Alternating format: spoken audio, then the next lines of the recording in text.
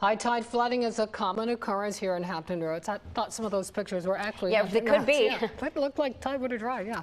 Well, this could become more common in the next few years. And for the next year, NOAA predicts 15 to 19 high tide flooding days. With more on the impacts that we can see from these types of flooding days, here's meteorologist Ricky Matthews.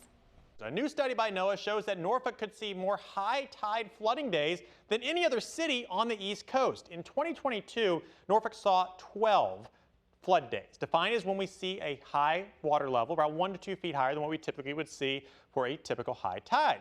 So when we refer to this level of tidal flooding, we're typically talking about nuisance flooding. Let's kind of talk about what that means and how we see it across the area.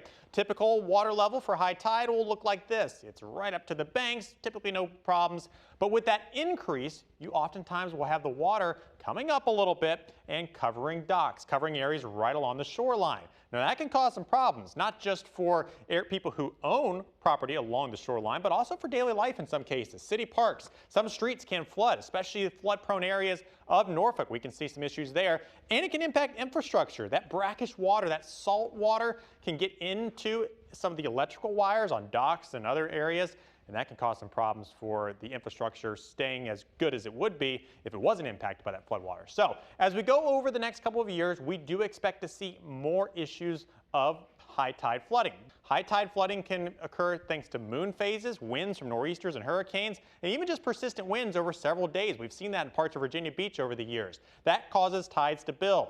NOAA also credits El Nino as a possible cause for more flooding days as we go through the next year. As sea levels continue to rise, it is quite likely that by 2030 we could experience even more high tide flooding days each year, leading to more issues along our coastline and in some of our city streets.